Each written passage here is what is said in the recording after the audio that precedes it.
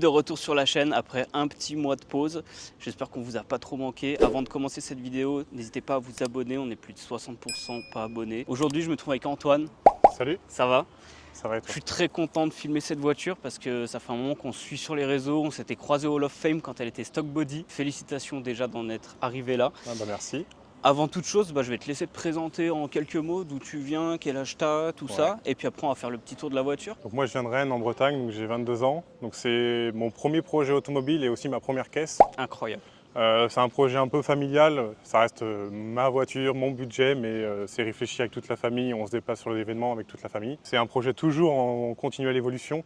On n'a pas encore fini, elle va encore step up l'année prochaine, mais là, le gros du travail est fini. Donc comme on le disait en off tout à l'heure, c'est vrai que ce genre de projet ne se termine jamais. Tu vas nous en dire un peu plus. C'est vrai que j'imagine que tu as encore plein d'idées face à ce véhicule. L'idée déjà, c'était vraiment d'installer le kit et l'adapter à la berline. C'était le plus compliqué, c'était le pari. Sur Photoshop, de faire des montages. Parce que c'est vrai qu'on le rappelle, donc le kit LTO a existé donc, pour couper en premier. Ils l'ont sorti pour cabriolet. Et toi, tu es la première LTO donc en berline. On y viendra après, mais de grosses modifications ont été faites, surtout sur les ailes arrière.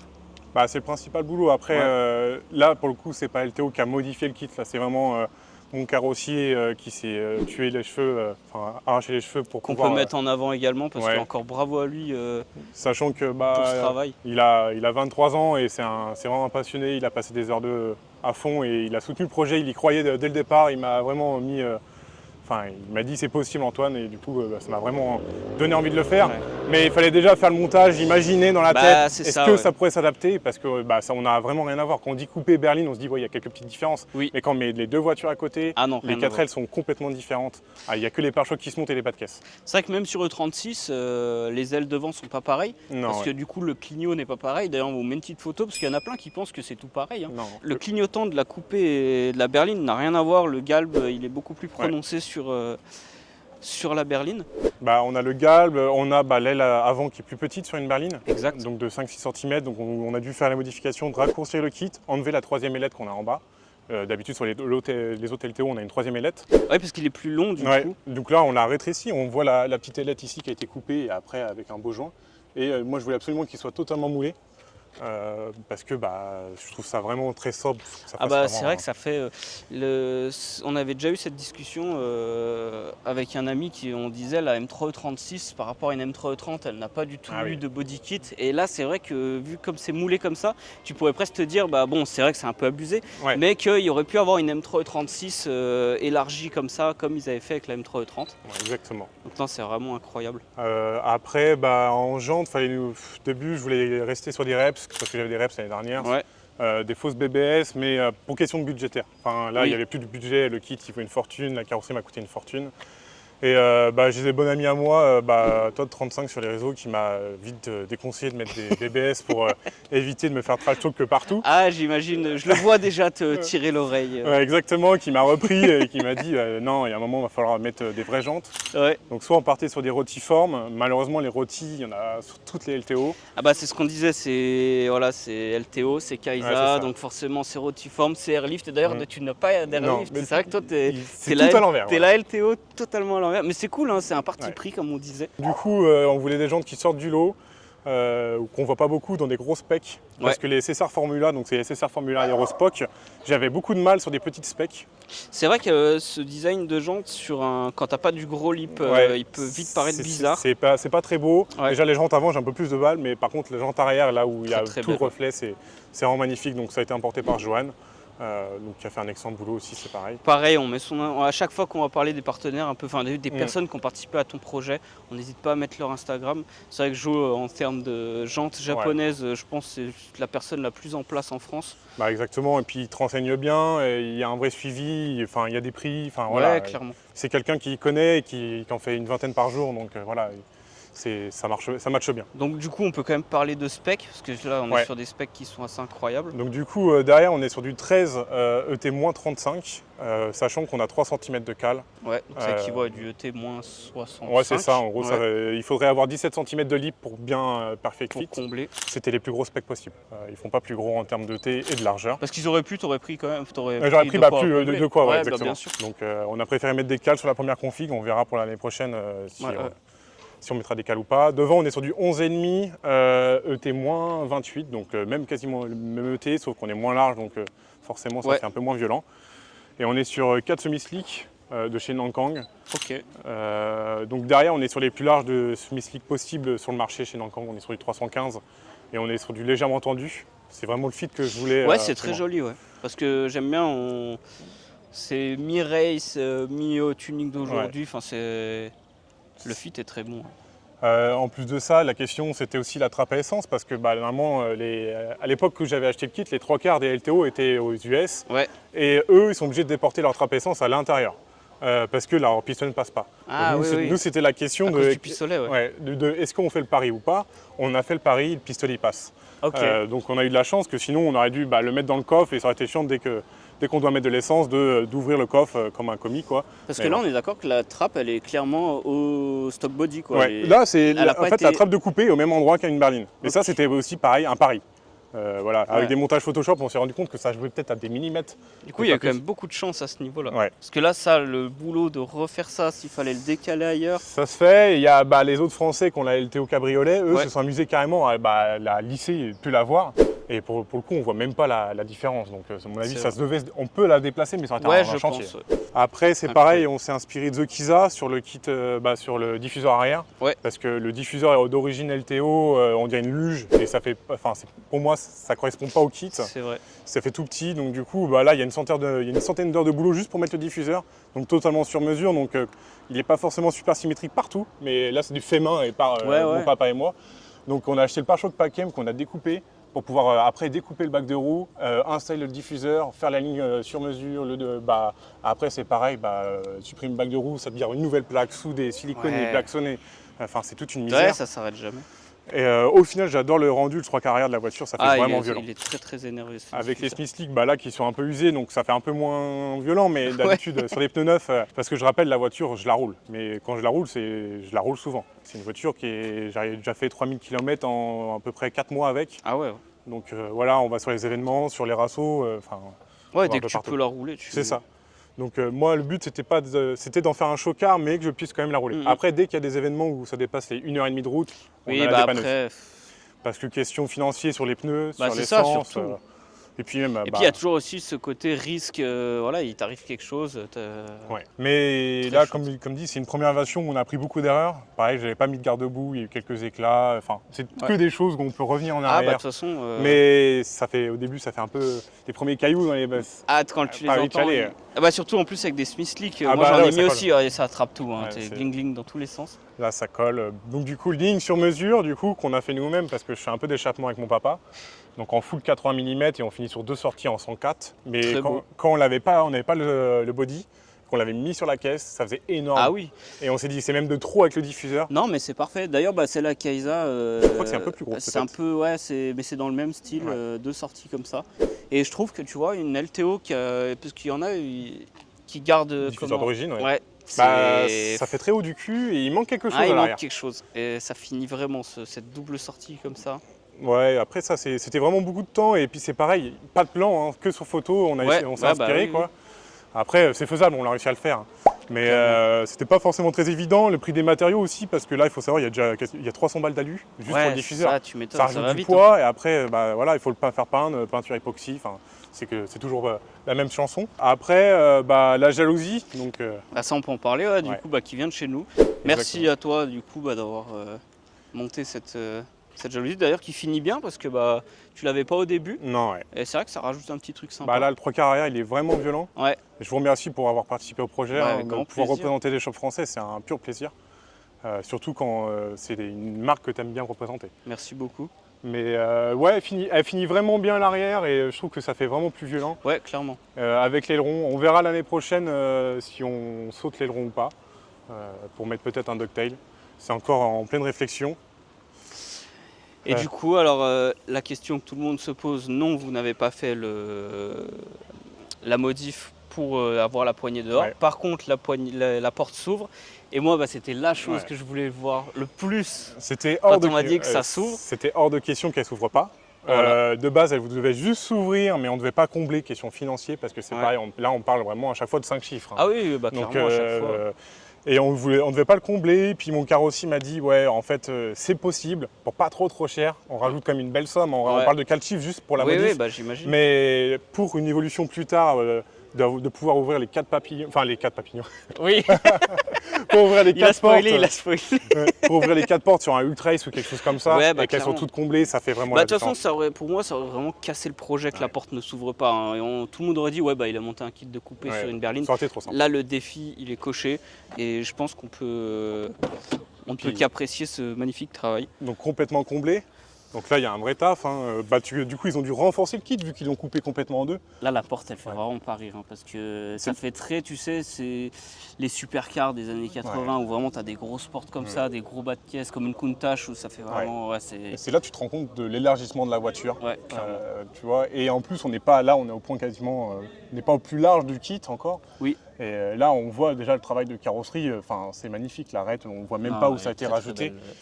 Il y a encore quelques défauts, mais c'est un kit en fibre. Ouais, bah ça travaille et puis c'est évolutif. Donc, Et c'est une bagnole qui est tout le temps sur des événements où là aujourd'hui il fait 30 degrés, elle est tout le temps exposée à bouger. Travaille, hein. Donc il y a des fois, voilà, c'est comme ça. Donc du coup on a la même pièce. Ouais, c'est en une seule pièce. Très très beau. Là, il faut qu'on finisse par faire un petit marchepied. Ça fait 3 mois que je dis de faire, mais en fait là, en ce moment, juste à part la rouler, je fais pas grand chose. Bah en fait, t'es tellement hypé de les fêtes, là t'as envie d'en profiter. Bah quand ça fait 1 an que tu mets de côté, t'es en pleine réflexion, le choix de pièces, et après l'attente des pièces, que ça c'est le plus horrible. Le kit, tu vas pouvoir nous en dire un peu plus d'ailleurs entre quand tu l'as commandé et puis quand tu l'as reçu. Je crois qu'on l'a commandé début juin de mémoire et on l'a reçu novembre. Presque 6 mois. Ouais, quasiment 6 mois. Contrairement à d'autres collègues, Tom avec la GT86 qui a attendu quasiment 2 ans. Là, 2 ans, et puis on parle d'une somme énorme. Hein. Il y en a plein, c'est abandon de projet. Ah oui, t'es saoulé en fait. Hein, mais... du coup, lui, de mémoire, il a fait son montage sur en attendant. Mais nous, ça a été 6 mois, donc c'est long, mais ça reste encore. On a eu le temps d'acheter les jantes, faire les autres modifs, traiter les ailes, tout ça. Donc ça a été. Les jantes, de mémoire, on les a attendues 2 mois et demi. Normalement, c'était affiché 4-5 mois. Donc, ça va. Ouais, comme d'habitude, Johan à fond. Quoi. Ouais. Et après, sinon, le délai, après la carrosserie, temps record, ils l'ont fait en 1 mois, la voiture complète. Ça, c'est. Et j'avais. La seule règle, c'était qu'il fallait qu'elle soit prête pour le brûleur de gomme. Parce que je voulais faire la parade avec les RWB, la montrer, quitte avec un événement avec beaucoup de voitures. Tu m'étonnes. Et représenter un peu le tuning et mon stance dans un événement comme le brûleur de gomme où on est plus sur de l'hypercar. C'est sûr. J'ai la chance d'être suivi pas mal sur les réseaux et qui donne beaucoup de force. Donc d'un côté, des fois, c'est embêtant quand on parle de prix. C'est souvent tout le temps la question qui revient. Ça, c'est ce pays qui veut ça, hein, parce que dans d'autres pays, il n'y a pas de tabou d'argent. Le prix. Est-ce que c'est des vraies jantes? Est-ce que c'est des... Enfin, non, mais il y a un moment... En fait, hier, j'ai répondu à une personne, elle a pris tout pour elle, alors que c'était pas de sa faute. Elle m'a redemandé le prix, et sauf que ça fait peut-être la 4e personne où je répondais pas. Et il a pris une balle alors qu'il est... une balle perdue. Je dis, mais c'est toi qui paye. Une balle, un mort. Ça, on le rappelle. Est-ce que c'est toi qui paye? Est-ce que ça te dérange, tu vois? Ouais, clairement. Mais je peux comprendre de se poser la question sur une caisse que j'avais acheté 5000 balles à la base, à combien on est rendu? Et puis il y a toujours ceux qui vont dire, mais tu te rends compte que pour ce prix-là, tu aurais ci, tu aurais ça, mais en fait avec des si, on refait le monde et puis toi, tu t'es fait kiffer et point barre, en fait, il n'y a pas à aller chercher plus loin. Tu parles d'un projet réellement unique, un projet original avec de la recherche de pièces et puis aussi des souvenirs. Enfin, voilà, c'est des rencontres, un projet comme ça. Je pense que tu es bien placé pour le dire avec le 30. Clairement, oui. Je pense que globalement, pour dire une somme de prix, un mec qui veut faire une LTO, sur une E36 de base, qu'il achète 10 000 €, il faut qu'il mette 35-40 minimum. Ouais, je pense que c'est ça. Sans moteur. C'est-à-dire moteur d'origine avec des jantes à 3-4 000 et un air-ride classique. Et on ne parle pas forcément d'un kit moulé sur une berline. Mais en gros, c'est 40-50. Demain, dès que tu viens faire une prépa moteur, tu as entre 5 et 10. Après, tu as le châssis qui doit suivre parce que les jantes, il faut les emmener. Enfin, c'est un tout, la voiture. Pour aller sur des gros salons cette saison, surtout je reviens sur Bodensee avec le top 48 au Showdown. Il y a un peu de tout, mais c'est vrai que, on va dire dans les 5 premiers, aujourd'hui, si tu veux vraiment un vrai chocard, en dessous de 100 000, tu y es vite en fait. Quand tu as fait un intérieur sur mesure, tout est démesuré. Donc, après, comme tu disais tout à l'heure en voiture, le bon travail se paie. Exactement. Donc forcément, tu veux quelque chose d'unique, tu veux quelque chose de bien fait, il faut payer les gens. Quoi. Donc, la LTO de base, ça devait être un kit que je pose moi-même, peinture complète pas trop chère, jantes BBS en réplique, tu vois. air ride manuel, vraiment le truc, limite la LTO qui aurait fait honte, tu vois. Ouais.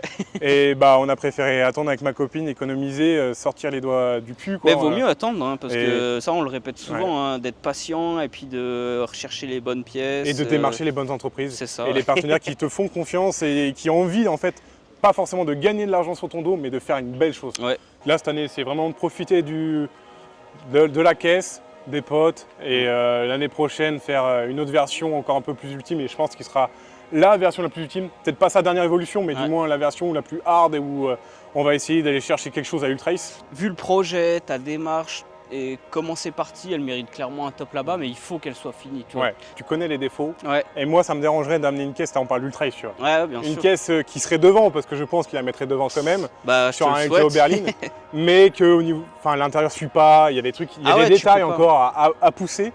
T'as le droit à des petits trucs parce que la voiture elle roule, parce que machin, mais l'intérieur c'est pas possible. L'intérieur clairement ça mérite pas être devant un Ultra-Race. Et clairement moi si on se déplace, parce que c'est un budget d'aller à Ultra-Race, clairement, ouais, bien sûr. Surtout de ramener sa caisse, clairement c'est pour faire quelque chose. Ah oui, mais c'est bien d'aller dans cette démarche de compétition en fait, hein, parce que y en a qui vont dire faut pas y aller pour les tops, les machins, mais il y a un moment donné. Ça dépend des événements. Ouais, voilà, c'est ça. Ça dépend des événements. Il y a des événements où on y va avec les copains. Voilà, c'est vraiment le barbecue le soir et on s'amuse. Ouais. Il y a des événements, l'Ultra-Race, où là tu parles quand même des meilleurs au monde. Là, ouais, tu vois, demain, là on parle vraiment même de professionnels, et de se confronter à ce genre de niveau, c'est intéressant toi en tant que particulier. Bien sûr que tu as passé plus de temps que les professionnels, oui, mais ça on s'en fout. Le but c'est de voir le résultat et après de aussi démontrer que voilà, nous Français, on est quand même, voilà. Ouais. Tu vois, là. Pourquoi pas que les autres, quoi, tu vois. Pourquoi en France aujourd'hui il n'y a pas beaucoup de gros projets qui sortent, tu vois. Ouais. Quand tu compares les autres pays où il y a vraiment une dizaine de projets par an qui sortent, cette année il y a eu 2-3 projets et c'est tout. C'est notre éternel combat. Et je pense que c'est vraiment la mentalité qui veut ça aujourd'hui, c'est compliqué. Mais c'est pour ça que représenter la France à l'Ultra-Race et essayer de décrocher un top comme toi tu as pu le faire, ça serait génial. Ça a marché avec une E30 berline bleue. Ouais. Pas de raison que ça marche pas avec une E36 berline bleue. Ramenez la coupe à la maison, allez les bleus, allez.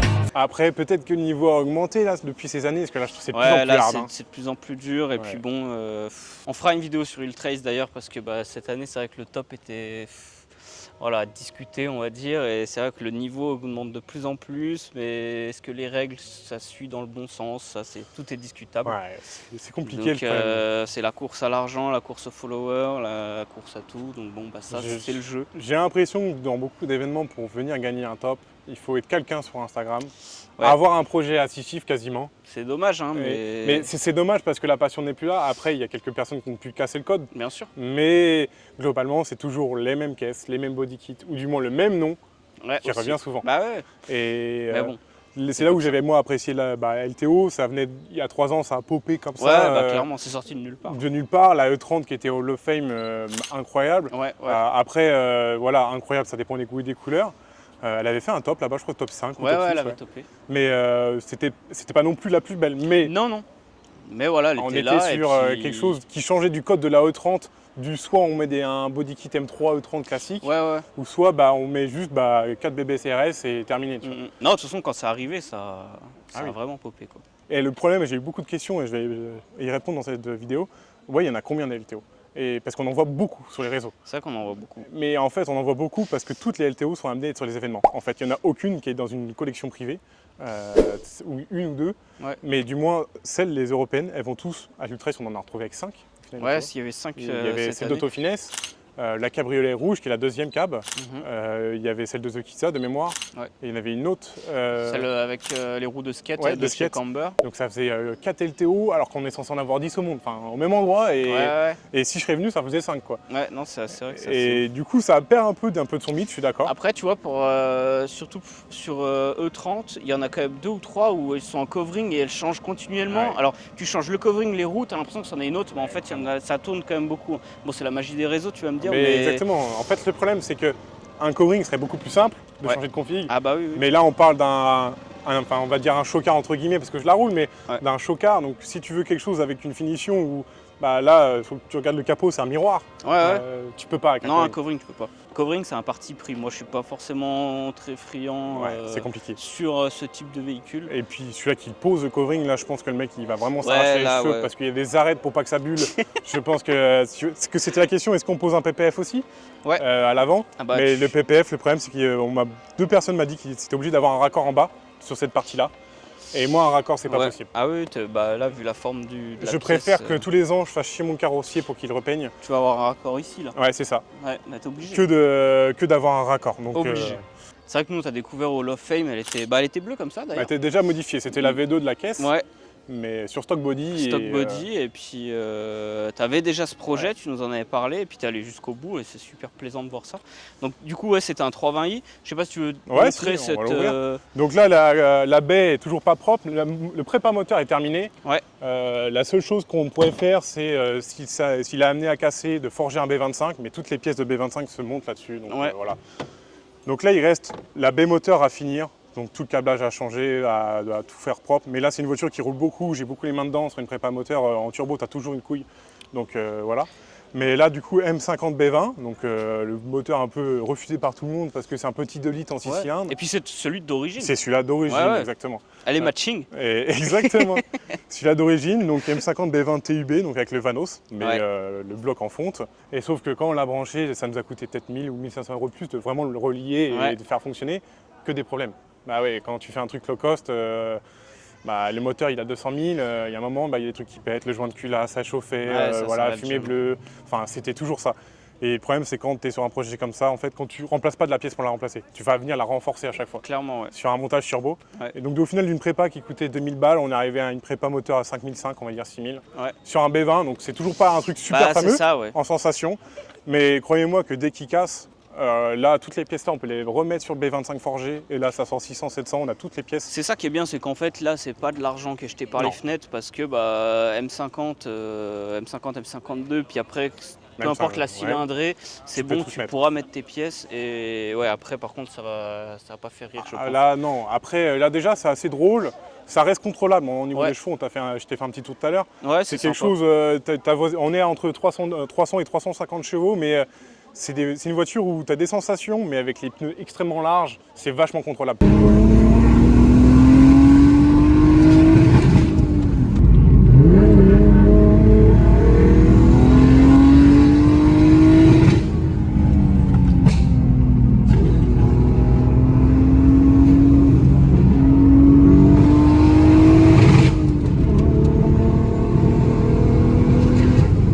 Quand il y aura 700 chevaux, je pense que ça peut faire vraiment peur. J'allais dire, quand il y en aura le double, ça va être autre chose. Après, est-ce qu'on ira jusque-là? Je ne suis pas sûr, hein, mais le moteur sera forgé et là, j'aimerais bien faire une clean bay, ou une demi-clean bay du moins, avant les têtes d'amortisseur, faire un truc tout bien moulé. C'est ça.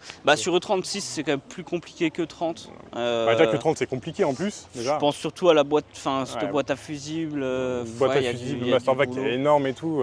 Il y a des modifs à faire. Et puis le problème, c'est que l'échappement, il prend énormément de place, c'est pareil. Aussi. Donc faire de la belle peinture pour qu'il cloque après, c'est très compliqué. Et après, c'est faisable, hein, il y en a déjà qui l'ont fait. Là, non, bien sûr, tout la se fait. LTO rouge, on a une clean bay magnifique qui avait été au CMHO et qui a fait un beau top au CMHO en 2022. Non, c'est vrai que c'est très très beau. Mais non, demi clean bay et puis après l'intérieur. Et ce sera c'est vrai que l'intérieur, on n'a pas trop regardé, on va pouvoir y jeter un œil. Pas notre porte décollée comme toute autre. Exactement. Alors là, comme je dis, projet en cours. Ça de toute façon. Voiture roulante. Et clairement, j'ai pas eu encore le budget à consacrer là-dedans.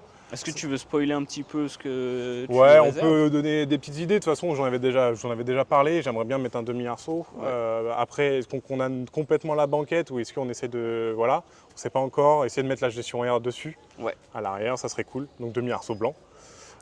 Les baquets, soit passer sur autre chose, mais le problème c'est que autre chose, un truc qui matche bien, ça serait des pole position, mais au niveau originalité... Ah, c'est vu revu, mais ça tu vois, ils sont très sympas. Les brides, ils sont cool, ça c'était une idée de, pareil, Yann et Olive. Ce bon vieux Yann, on le salue d'ailleurs. Hein. Le papy du tuning, Yann et Olive, donc un gros cœur sur eux, qui ont amené plein d'idées différentes sur le projet. Hein. Il y a pas, c'est comme je dis, c'est un projet vraiment global. Et avec c'est plein de ça qui est personnes. chouette, hein, que tu vois, quand tu es aidé, quand tu es conseillé, puis surtout entouré de bonnes personnes, puis qu'en fait, à la fin, tu es reconnaissant de plein de gens et tu te dis, sans eux. Moi, il n'y a pas de souci. La caisse, elle m'appartient 100% à moi et à ma copine, parce qu'on est à deux sur ce projet-là. Ma copine ne se monte jamais en avant sur les réseaux, mais la voiture est à nous deux depuis 3 ans, depuis que je l'ai achetée. C'est là où nous, on en est fiers, c'est qu'il y en a qui sont là en train de faire les malins sur les réseaux sociaux avec des 7 GTI CTR alors qu'ils ont un crédit sur 15 ans. Et après, ils sont là en train de se plaindre qu'un kit Maxton Design, ça coûte cher. Voilà, après, il y a un moment… Sans commentaire. Voilà. Mais non, on a réussi à faire quelque chose, on était bien entourés, la famille, pareil. Des beaux partenariats. Là, Colorworks, qui nous a envoyé un beau shifter. C'est des shifters de très bonne qualité. On est sur un budget assez élevé, mais clairement, au niveau sensation, c'est incroyable. Ouais, j'ai vu tout à l'heure quand tu roulais, ça allait très très court. Clairement, on est sur un shifter, je crois que ça oscille autour des 800 €. C'est pas un shifter à 100 balles, mais par contre, ça s'installe en 5 minutes, comparé à un shifter. Voilà. Et la qualité est là. Au début, je devais faire un autre soufflet et tout. On n'a pas, comme je dis, l'intérieur, c'est une réflexion Oui, de toute totale. façon, après, l'intérieur… C'est vrai que l'intérieur, c'est toujours un peu compliqué. C'est pareil, les manos, ça a été pour faire la carto et puis même là. Donc là, c'est pour ça qu'il y a toujours les devises, mais on a la pression de turbo et l'AFR. Ce qui est drôle pour te dire, la fiabilité d'un M50, c'est que j'ai roulé 1 an sans cartographie moteur. C'est-à-dire qu'il y avait 0,3 bar et j'avais augmenté comme à l'ancienne avec le robinet de pression d'essence où tu mettais un petit peu plus de pression pour tricher. Donc en gros, au ralenti, elle tournait beaucoup plus riche, mais dans les tours, j'étais bon. Pour te dire la fiabilité d'un moteur comme ça. Ah non, c'est costaud. Et embrayage d'origine que j'ai démonté il y a 2 semaines, il s'est pris le double de la puissance, il était nickel, quoi. Et sinon, après, pareil, au goût du détail, on n'a pas voulu mettre de stickers sur la voiture, 0. Mais ça, c'est bien, c'est un parti pris aussi, voilà. C'est ce qu'on disait. Pas il y a eu trop d'abus de stickers. Pas d'Instagram, même les partenaires, tu vois, j'affiche pas. Déjà, d'une, je sais pas où les mettre, parce que vu qu'il n'y a pas de stickers, tu sais pas exactement les mettre. C'est vrai, c'est vrai. Il n'y a que Life to Offend, du coup, qui est la définition de vivre pour aux Français, on n'en a pas parlé. Mais du coup, je trouve qu'il définit très bien la voiture là. C'est vrai. Et après, ça, c'est les tops, on verra. Comment ? Vous la vendez ? Non. Ah non, c'est en exposition ? Non, on fait un tournage. Ah, excusez-moi. Pas de souci. On va répondre à sa question. Il n'y a aucun prix si au bout d'un moment tout discute, oui et non. Le problème, c'est que c'est ma première voiture. Ouais, ça c'est vraiment sentimental. Même si ta première voiture, ça peut être une 206 ou une C3, ça t'embête toujours de la vendre parce que c'était tes sûr. premiers tours, c'était la première fois que tu faisais le coin avec. Les souvenirs, tout. Et moi, c'est mes premiers potes, tout, voilà, où je me suis fait connaître, où j'ai fait du mauvais tuning ou du bon tuning, les bons amis, les mauvaises rencontres, la famille aussi, des mauvais moments de mécanique. Et en fait, je pense qu'elle est clairement inestimable. Techniquement, tu veux l'estimer, tu pourrais. Il y en a une qui a été vendue réellement, LTO, c'est une qui est aux US, qui était noire avec une déco bleu rouge, qui était vraiment violente, mais kit non moulé sur un coupé. Elle a été vendue aux alentours de 80 000 $. Voilà, si on peut parler de prix. Celle-ci en berline avec une prépa esthétique un peu plus complète extérieure, on va dire. Enfin, un peu plus poussée, je sais pas. Après, le problème, c'est qu'on est en Europe. C'est compliqué à vendre. Voilà. De toute façon, tout chocard est compliqué à vendre. Je suis bien placé pour le savoir aussi parce que moi, j'ai dû la remettre un peu plus style origine, malgré la Clean Bay où c'est… Clean Bay, c'est irréversible, qu'on se mente pas. Si celui qui veut y remettre d'origine, tout est possible. Mais, mais ça ferait mal au cœur quand même. Et puis je lui souhaite bonne chance. Ouais, c'est toujours délicat un chocard. Alors c'est vrai que quand on peut se le permettre, si tu peux la garder, mais va au bout du truc. En fait, le problème, c'est que ça, c'est un boulet au pied. En fait, oui, t'es marié avec. C'est ça. En fait, déjà, dans le choix du domicile, il faut un garage et pas un garage standard, parce que la caisse, elle fait plus de 2 mètres. Et en fait, le problème, c'est que moi, j'habite en appartement, et un garage d'appartement, elle ne passe pas. Impossible, déjà qu'une voiture standard, pour sortir, là, elle ne rentre même pas. Ça a été aussi un boulet au pied pour trouver, parce qu'avant on avait un plateau pour se rendre sur les événements. Le plateau il fait 1,85 m d'empattement. Elle rentre plus. Là elle fait 2 mètres, donc obligé avec le papa de se renseigner sur une dépanneuse adéquate. C'est incroyable quand même. Les dépanneuses en France c'est très compliqué pour avoir quelque chose qui roule vraiment, qui se baisse vraiment bas. Et du moins dans un budget un peu qu'on peut acheter. C'est ça. Et on a trouvé une dépanneuse qui était au Castellet, dans un mauvais état. Avec l'ancien propriétaire, on a eu beaucoup d'embrouilles, bref. Mais on l'a acheté, on a fait un petit projet dessus de réno. Ouais, d'ailleurs, on va mettre une petite photo de ta voiture sur cette dépanneuse qui est tout aussi jolie également. C'est pas quelque chose. Vous êtes fait un kiff là. C'est pas quelque chose où on a été dans le détail dans celle-là. Ça reste un utilitaire, mais on voulait une gueule. On voulait quelque chose où tu te dis, ouais, c'est un ensemble beau. Ouais, c'est ça. Donc on s'est pas amusé, c'est un cover, c'est pareil, le cover, il y a des bulles par-ci par-là, on a tout fait nous-mêmes, voilà. Là, c'est pas, le but, c'était pas de faire des show and shine avec, on va dire. Ouais, clairement. Et du coup, on va pouvoir finir sur cette face avant qui est quand même bien énervée. Et du coup, ce petit détail que tu nous as fait dans les feux. Donc ça, c'est du fait maison. C'est du fait maison il y a 2 ans. Maintenant, on retrouve ce kit un peu partout sur Internet. Mais il y a 2 ans, je m'étais fait chier avec une bande LED, vu que c'est mon métier, je suis électrotechnicien. Ok. Une bande LED de l'époxy. Je les ai modifiés plusieurs fois, il faudrait que je les remodifie encore pour faire les fonds noirs brillants, là, parce que là ils sont en noir satin, et cacher les 2 petites deux traces de colle qu'il y a. Mais en gros, de base ils étaient blancs sur l'ancienne config en body stock, ça rendait pas mal, mais j'avais les miroirs encore. Ah, derrière, ouais. Et donc du coup, ça faisait, quand je les avais pas allumés, ça faisait bizarre. Ça faisait bizarre. Et donc du coup, là on a peint les miroirs en noir et on les a passés en jaune pour faire style M4 CSL, mais là je parle de ça, c'était il y a 1 an et demi. Ouais, maintenant c'est déjà... Il y a 1 an et demi, la M4 CSL venait de sortir et c'était au goût du jour. Et moi, c'était aussi pour rappeler le côté vieux et d'époque de la voiture jaune. Bah, c'est eux, c'était leur démarche également. Ouais, c'était ça. Et puis en 24 heures du Mans que ça tourne en phare jaune pour certains véhicules. Le truc qui est dommage, c'est que maintenant, tout le monde le met sur les séries F, E, enfin toutes les BMW ont des feux jaunes. Donc je vais encore devoir réinventer une autre couleur, on verra bien. C'est ce qu'on, tu vois, on avait eu avec notre ami Julien, on disait en fait si tu veux être à la mode dans le tuning, il faut avoir 2 ans d'avance sur ce que tu sors. En fait, il faut trouver les trucs 2 ans d'avance pour que quand tu le fasses, tu la sortes. Innover et tu as 2 ans. Ça, c'est le plus dur. C'est exactement ça. Et sur la partie avant, comme tu dis, inlassable, c'est le gros échangeur en façade, les durées de radiateur d'huile dans le haricot, et ça, c'est un choix. C'est de les laisser, parce qu'on aurait pu très bien les cacher. Oui, c'est vrai. Mais ça fait un petit piercing, et quand tu vois la caisse en photo ou même en vrai, et que tu te penches, tu fais... Tu sais qu'il se passe quelque chose. Tu sais qu'il se passe quelque chose. C'est pareil, il n'y a pas de kit de fixation dans le kit LTO, donc il fallait inventer un truc pour pouvoir l'enlever de l'intérieur, mais pas trop se faire chier. Enfin, là, en gros, c'est des petites goupilles qui sont à l'intérieur entre l'aile et le kit. Ouais. Mais il fallait pas que quand tu écrases la vis, ça écrase la fibre. Il fallait réfléchir à un petit truc. Après, c'est une famille, LTO. Il y a quelques ricains qui sont vraiment gentils. Ouais. Je pense à la verte que vous avez peut-être dû voir sur des équipes, la verte sans aileron en covering. Ouais. Alors lui, moi, j'adore la caisse, ça, faut aimer.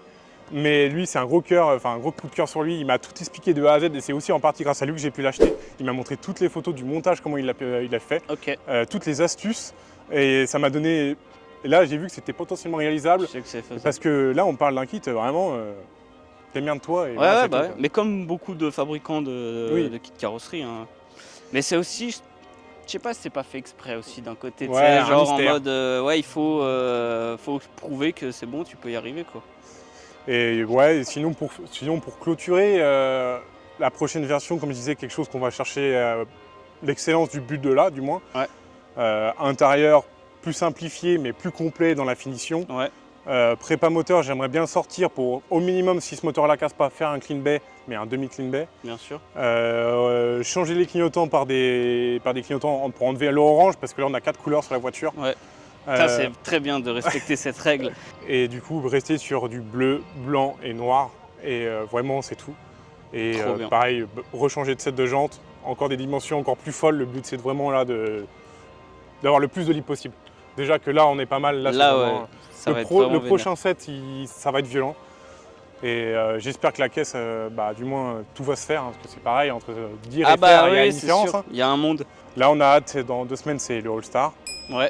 Qui est pour moi du coup l'événement de l'année parce que l'Ultra Race, j'ai pas pu le faire. C'est vrai, donc cette année c'est leur première édition et ça risque d'être un gros event. Il n'y a pas beaucoup de Français de mémoire, on est 2-3 à aller représenter la France là-bas, donc en espérant qu'on décroche un petit truc là-bas, ça serait cool. On te le souhaite en tout cas. Comme on peut te souhaiter que tout ce qu'on vient de parler, ça se fasse. Je pense de toute façon il n'y a pas de raison parce que tu es très très bien parti. Et puis, on est très bien accompagné, les partenaires suivent, la famille suit, les amis suivent. Voilà, j'ai envie de dire, tant qu'il ne m'arrive à rien, la voiture elle va continuer. C'est clair, c'est tout ce qu'on te souhaite. Et, du moment qu'elle ne finit pas dans un platane ou dans un truc comme ça. Après, ça ferait une belle vidéo ou une belle photo avec plein de likes, mais je ne suis pas sûr que même avec 400 000 likes, je rentabilise la vidéo. Non, ça vaut pas le coup. Non. Antoine, en tout cas, merci pour ton temps, pour cette petite présentation. On te souhaite tout de bon, en tout cas, tous ces projets que tu as, parce que franchement, une fois de plus, félicitations, tu es allé jusqu'au bout de cette LTO Berline, qu'on rappelle, est 1 sur 1. réel, one of one. One of one. Grand débat, on pourra en parler aussi. Ouais, bah ça. Mais... On t'invitera sur nos canapés. Exactement. Je pense que ça peut être bien drôle.